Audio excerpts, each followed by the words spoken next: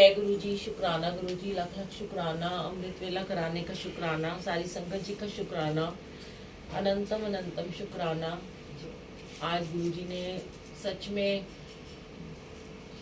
यही शब्द चलवाया कि नानक चिंता मत करो।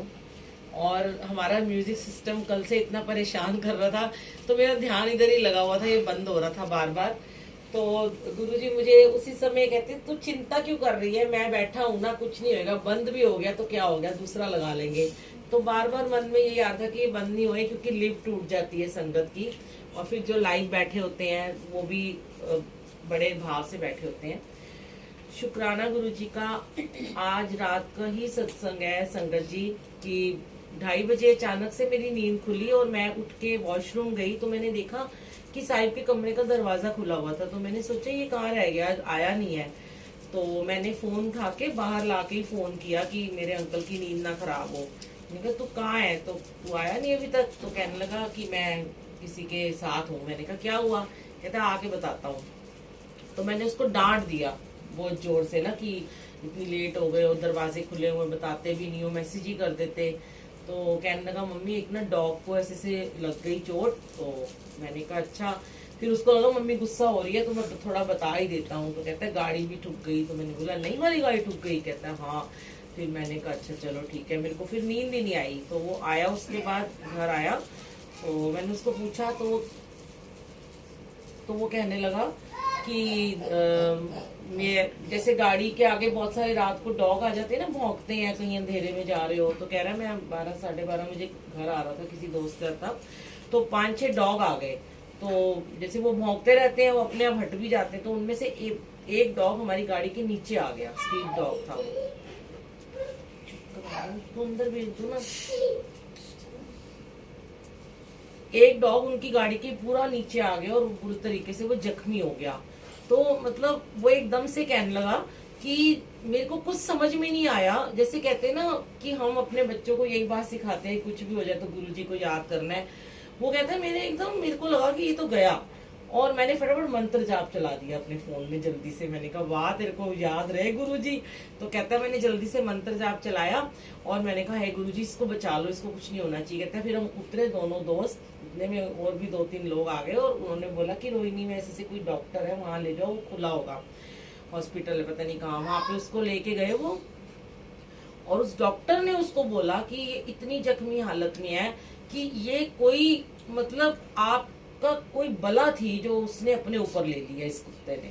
कहते कि सोचो कि इसकी जगह कोई आदमी आ जाता गाड़ी के नीचे और वो मर जाता और तुम्हारा क्या होता। और तुम इसको, कहते स्ट्रीट डॉग को तो लोग छोड़ ही देते हैं सड़क पे, लेकिन जाते हो तुम 4 लोग अपनी गाड़ी में बिठा के, नई गाड़ी में इसको खून से लथपथ हॉस्पिटल लेके आए हो, तो इसने तुम्हारा कोई बहुत बड़ा कष्ट काटा है। तो कहने लगा मम्मी मैंने तब से मंत्र जाप चलाया हुआ, आप भी चला दो उसके लिए मंत्र जाप, या तो उसको भी नया जन्म मिल जाए या वो ठीक हो जाए, जो भी है मतलब। तो मेरे मन में एकदम से ये ख्याल आया, मैंने कहा हमारी कैंडी गई थी ना कई साल पहले, जो पहले वाली डॉग थी, तो शायद वो किसी रूप में आके तेरे को बचा रही हुई, तुमने उसकी बड़ी सेवा की। और ये हमेशा ही मेरा बेटा और मेरी छोटी बेटी आंचल जो है, तीनों ही बच्चे ऐसे हैं, वो स्ट्रीट डॉग के लिए बड़े पागल रहते हैं कि उन्हें कुछ भी हो जाए तो उसको देख खाना देंगे, दूध पिलाएंगे, उसको मरहम पट्टी कराएंगे। तो ये चीजें इनके मन में थी। मैंने कहा वो तुम्हारा कोई अच्छा किया हुआ पुण्य ही काम आता है कभी ना कभी। और जब तुम जाप भी चलाते हो, मंत्र जाप की शक्ति तो है ही है कि अब कई बार ये सो जाता है, दिन में सुबह नहीं उठता, तो सोए इसका जाप चलता रहता है। जब मैं 4 बजे उठती हूँ उसके रूम से मुझे आवाज आ रही होती है कि सुनते सुनते सो गया। तो वो कहीं ना कहीं गुरुजी अंग संग रहते ही हैं। पर फिर भी मैं कहती हूँ गाड़ी दिखाई उसने मुझे कि इतनी ज्यादा ठुक गई। मैंने कहा चलो कोई बात नहीं, वो तो चली जाएगी। मैं कहा तूने मुझे बिठाया नहीं एक बार भी गाड़ी में, एक ही बार बस बिठाया था, देख ले। तो कह रहा है आपको टाइम ही नहीं मिलता, तो चलो वो तो ठीक हो जाएगी। पर बच्चा भी बच गया और गुरुजी ने हाथ दे के रक्षा करी। शुक्राना गुरुजी, उस डॉग को भी सलामत रखना। और गुरुजी ने तो हमारे से कई बारी यहाँ पे डॉग्स के लिए बड़े अमृत वेला करवाया है। याद होगा आप सबको, जब हम नए नए आए थे तो डॉग्स हमारे यहाँ की चप्पलें उठा के संगत की ले जाते थे, एक चप्पल ले जाते थे और दूर जाके फेंक देते थे। तो कई संगत तो ऐसे थी कि 8-8 हजार के जूते उन्होंने नए खरीदे और वो जूते उठा के उन्होंने फाड़ के फेंक दिया। बड़े परेशान थे लोग। तो हमने तब सामूहिक जाप करवाया था कि ये डॉग्स जो है इधर आना बंद हो जाए। बहुत भौंकते थे, हम सो ही नहीं पाते थे, बिल्कुल सो नहीं पाते थे। तो नेक्स्ट डे ही वो डॉग पता नहीं सारे के सारे कहाँ गायब हो गए। मतलब स्ट्रीट डॉग इतने थे कि संगत को आने ही नहीं देते थे। और अगले दिन सब हैरान हो गए कि इतनी शक्ति है सामूहिक जाप में, सारे डॉग भाग गए वहां से, फिर कोई किसी की चप्पल नहीं उठाई। ऐसे ही करते करते आज गुरुजी शायद एनिमल्स के लिए शुक्राना करवा रहे हैं। मेरे घर का ही सत्संग है। लास्ट ईयर हमारे घर में जब मैं यूएस से आई थी 2 साल पहले, तो बहुत चूहे हो गए थे हमारे घर में। इतने मोटे मोटे चूहे थे, घीस टाइप के, मतलब पूरी बरसात थी चूहों की, ऐसे नाचते रहते थे, डरते नहीं थे वो। और बड़ी स्मेल आती थी हमारे घर में ना, कि कोई आता था ना तो बंद रहता है दरवाजा, तो हमें तो आती नहीं थी। तो सब कहते तुम्हारी किचन में बड़ी स्मेल। तो मैं कहती थी गुरुजी जहाँ आप रहते हो वहाँ तो खुशबू खुशबू होती है।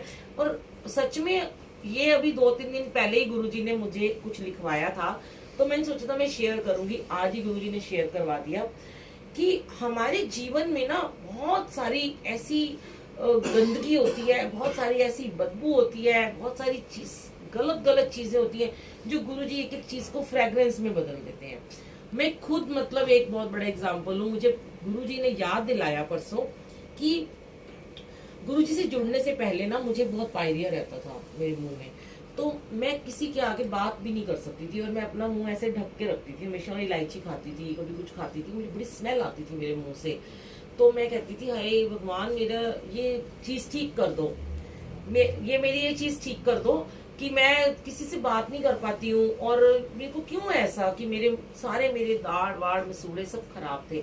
और सच में मुझे खुद को ही बड़ी स्मेल आती थी अपने मुंह से। तो मैं जब गुरुजी से जब मैं मिली तो सच में गुरुजी ने पता नहीं वो मेरा पायरिया और मेरे क्या चीजें ठीक कर दी कि मतलब अब कुछ भी ऐसा नहीं है कि जो मिलता है वो कहता है बड़ी खुशबू आती है आप में से, तो वो गुरुजी की खुशबू है, वो हमारे में से नहीं आती है। तो ऐसे ही बहुत साल पहले मैं छोटी थी तो मुझे एक्जिमा हुआ था मेरे पैर में।